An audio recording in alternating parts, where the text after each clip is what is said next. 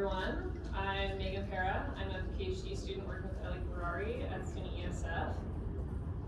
And today I'm going to talk about a problem that often feels like it needs no introduction in the very grand caribou world, and that is bugs. So the kind that bite, so mosquitoes, black flies, bot flies. Caribou basically move through hell and high water, literally, to get relief from insect harassment, and that seeking of relief is a defining feature of caribou movement in the summer. But knowing when insects are there and where they are and how intense their harassment is not a trivial thing, especially in the Arctic. And so this presentation is just all about trying to come at that problem from a new angle. So using sound recorders and sound detections. So I'm just going to jump right in. And introduce you to our data set. So in 2019, we put out over 60 auditory recorders across the Alaskan and Yukon North Slope as part of a broader soundscape study. So we put recorders out in the Prudhoe Bay oil fields around the calving grounds of the Central Arctic caribou and in the Arctic National Wildlife Refuge, which is where the porcupine caribou calve, and then also within Ivavik National Park in the Yukon. And for this study, we built a sound labeling model that could go through the 24 terabytes of data that we produced that year and automatically label specific sounds for us. And one of those sounds was insect activity, and our model's ability to classify insect sounds had an F-score of 0.92, so it was very accurate. It was very good at picking up on the insect sounds within the data. Now this insect label is very general, so it cannot specify between different species.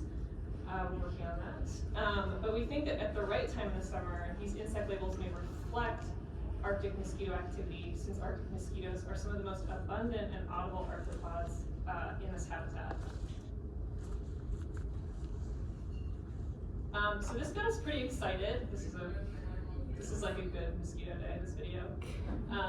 This got us pretty excited because for the most part, everyone's using the same tool to approximate insect harassment, and that's Don Russell's insect activity indices. So here's his mosquito index, which has an upward and lower temperature thresholds and a wind threshold. So it tells us that mosquitoes aren't active until 6 degrees Celsius and that their activity reaches a peak at 18 degrees Celsius, and also that their activity decreases as winds approach 6 meters per second, after which we don't really expect to see them at all. So you can approximate mosquito activity using this index and plugging in remotely sensed weather products. And this is a good tool. It totally works for the most part. I'm sure you all saw Heather's talk. And I'm sure you've also all heard the saying, if it ain't broke, don't fix it. But here I am going to try and break it down a little bit anyways. So the literature on mosquito activity thresholds is a bit of a mixed bag. I don't want to linger too long on this except to say that there appears to be some vague agreement around the lower temperature threshold, but that the Russian literature really disagreed with the wind thresholds. And the one review paper that we were able to quickly translate for this talk, because my advisor is fluent in Russian, described a pretty significant decrease in mosquito activity at just 1 meter per second, and a wind threshold that varied by location anywhere from 3 to 5 meters per second. So they were describing a specific mosquito species, which is Aedes communis, whereas work by DeCerio on the right, which was done in Greenland, is describing Aedes nigrites. So it's important to know that multiple species can exist on the landscape together, and each species may have different tolerances of different environmental conditions. And what's even crazier is that individuals from the same species can be locally adapted to their environment. So it's hugely variable. So with all these potential sources of variability in the mosquito world, we wanted to dig into the Russell index like a little bit more. And in order to do that, we had to get our weather data organized. So we actually only had 2 sites near weather stations. So the first was near the Dalton Highway, the Tulip Field Station, and it was attached to infrastructure from the National Ecological Observation Network, or NEON. And this site had weather data every 2 minutes. And so then our other site was near the Sheep Creek Borden Station, and that one had hourly weather data. And for all of our other sites across the study area, we used Snow Model to get weather covariates at a 300-meter resolution around each of our sites. And that was 3 hourly weather data that we aggregated to the day. And so these Snow Model outputs were made specifically for each of those sites, so I like to call them our boutique weather products.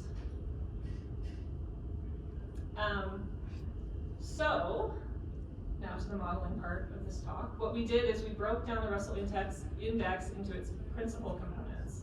So the wind and the temperature index, and used them to model our acoustic insect detections. And we looked at a bunch of different possible combinations of wind and temperature thresholds and modeled them all as negative binomial regression using the package rfast2. And this produced almost 42,000 models per site. So we compared these models using log likelihood, and the model with the highest log likelihood was considered the best. And I should mention that we changed the way that we defined the wind index compared to Russell and modeled it as a binary threshold. So up until that wind speed threshold, we're saying that we're not expecting the wind to change insect detections. But after that threshold is reached, just like in the Russell index, we would expect no insect detections. And this just made it easier for us to use our models to identify when that wind threshold was. So we started by looking at our sites near the weather stations. So here's what our results look like at the Neon weather station. So this is kind of a lot to take in. But the plot is binned into different wind thresholds. Then the x-axis is the lower temperature threshold, and the y-axis is the upper temperature threshold. And each point on the model, each point on the plot is a model that we ran. So those points are defined both by their size and their color. So first, the size of the point represents the estimate of the temperature index. So the strength of temperature's effect on that particular model. Now these indices are supposed to have positive estimates in our model, so we did not include models with negative estimates in the plots because those models do not make biological sense. We're going to ignore them, and that's why you'll see some gaps in these plots. And then secondly, the color represents the log likelihood difference. So we're looking for the largest log likelihood. So right off the bat, it is very clear that the best models occur when we set our wind threshold to 4 meters per second. And if we zoom in on that panel, we can find our temperature threshold. And I just want to emphasize that we are still looking at the results for the 4 meters per second, but the color scale changes when we plot that panel by itself. So this allows us to see the point at which our log likelihood is indicating the most likely combination of thresholds. And those temperature thresholds are 10.5 to 12 degrees Celsius. And then we have our wind speed threshold of 4 meters per second, as I said before. And I should also note that we were only looking at 2 weeks in our study period. So July 15th to 30th, because the Neon weather data was the finest scale weather data that we had, but it was a little spotty in early July. So moving forward, all of our analyses in this presentation are in that same time window to keep the results comparable. So within that time frame, there are both mosquitoes, estrus flies, and pollinators on the landscape. We do not expect to detect estrus flies because you don't really see them unless you're a caribou or unless you're using CO2 traps. We expect that this activity is predominantly mosquitoes with some pollinators in the mix. And then here are the results from the audio data recorded near the Sheep Creek Weather Station in Inuvik National Park. So this is 2018 data shared with us from our partners at Parks Canada. And it is hourly weather data within the same time frame, but different year, same dates. So of course, the results are slightly different, but this site is also a few hundred kilometers east of our Neon site. It's in a more forested area, whereas the Neon site was exposed and on open tundra. So again, these results are a little less dramatic than the ones before, but there is a wind threshold that's clearly a winner. And in this case, it's 5 meters per second. And so once more, we can find our temperature thresholds when we zoom in, and they are different, 9 degrees Celsius to 10.5 degrees Celsius. So already we're seeing deviations from the Russell index with our weather station data, and we're seeing lower wind values and a higher temperature floor, some clear site variability between these two sites, and perhaps that's due to the fact that the sites are in fact very different. So that's what we would expect. But site variability as a whole is important to look at, and we hypothesized that we would probably see different results between different regions just because the environmental conditions between those regions are obviously different. And we had the opportunity to kind of dip our toes into this hypothesis using our weather products from SNOModel. So looking at 4 sites across the Prudhoe Bay oil fields, all one of them has a much higher temperature floor, so warmer, lower threshold. And you'll see that one site has an upper threshold that goes all the way up to 22.5 degrees Celsius. I'll talk about that upper threshold variability in a minute, but just to summarize, we are seeing a higher temperature floor from this subset of sites. And this is the calving range of the Central Arctic caribou herd.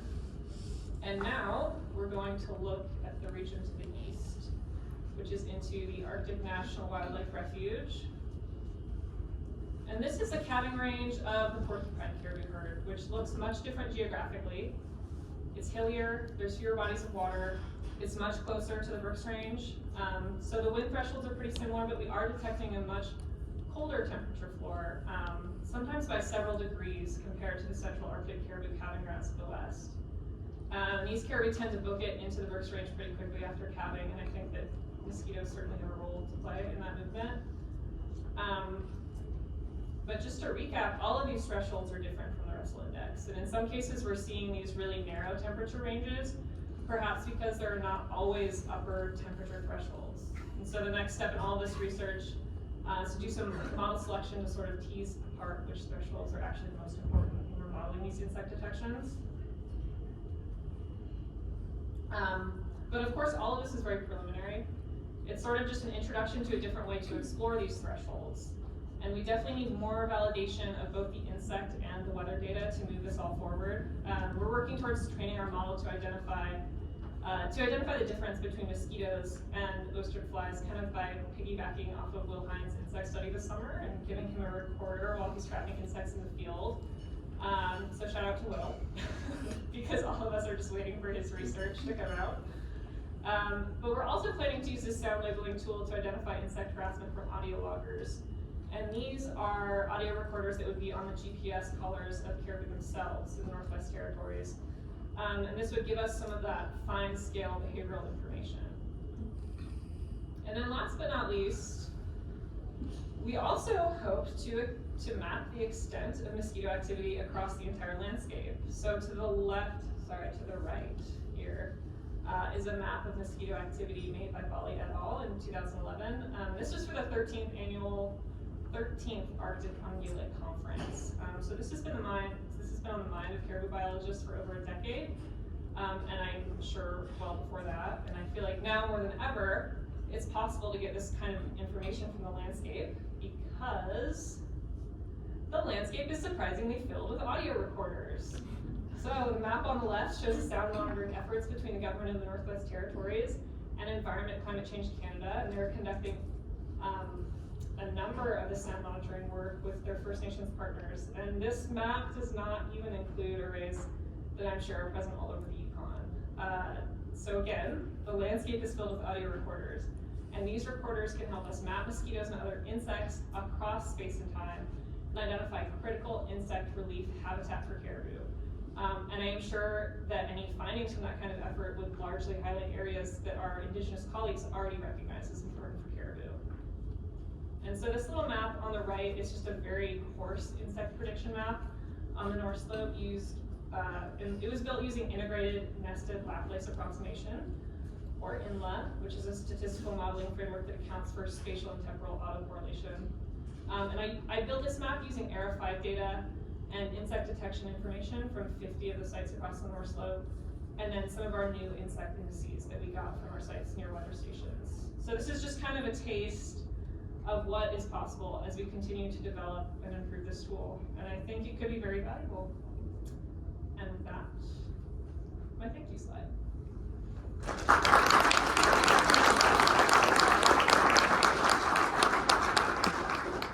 All right, great. We do have some time for questions. We are going to ask that if you have a question, you wait until the mic comes to you to make sure everybody in the room can hear. So any questions? Yes.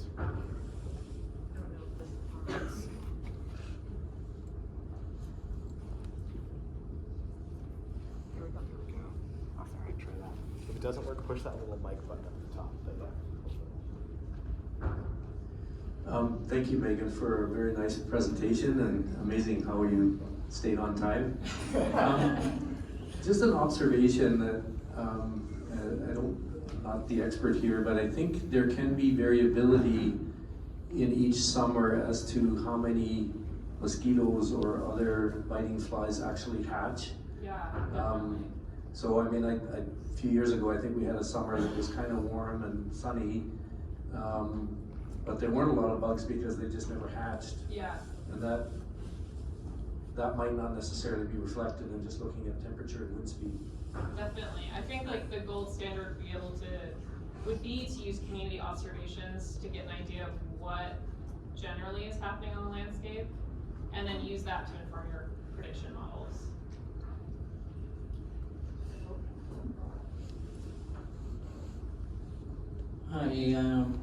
It's a good presentation in the sense that I am just the first time I am seeing this. So, one way, like, it is very interesting. In another way, like, I'd like to know, or maybe it would be the general question from everyone, that what is the management implication of doing this type of research? So in that case, like, are you going to suggest that, okay, we will find a way to scare the mosquito back to their area, like, where are they from?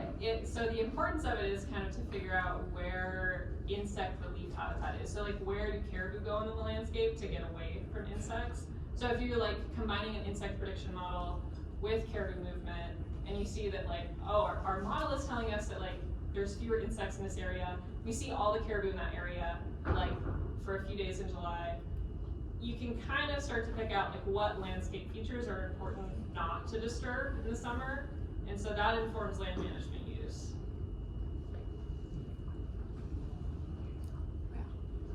And have you overlapped this map with caribou distributions at different times of the insect season, or are you still going to do that? Not yet. That is our goal. See how it matches up. Yeah, that's our Right. that's the next steps for sure. Okay.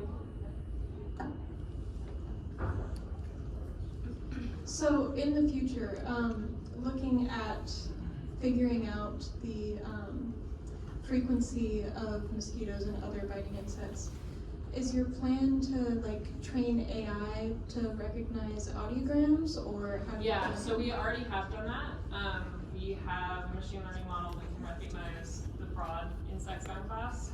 And so then our next step is getting more information that's like validated insect sounds, where we know like, okay, this was a mosquito, ideally in a bug trap. This is a mosquito, this is an oyster fly, and then you can train those into the model and like build this more specific sound class. Now Don's asking about Well, you had to figure out how to ask a couple questions. Excellent. And why is it taking 30 years to improve on it? I don't know. Okay. Well, hold it now. Try to improve. Yeah. Yan took my first question. There's a lot of annual changes in abundance. Yeah. I've heard it's related to how fast the snow comes in the fall, so that more adults can overwinter, and then it's moisture in the spring for breeding sites. But when we were doing our suites and stuff, it was obvious that relative humidity and atmospheric pressure also had a role. That's so very for good the to know. same,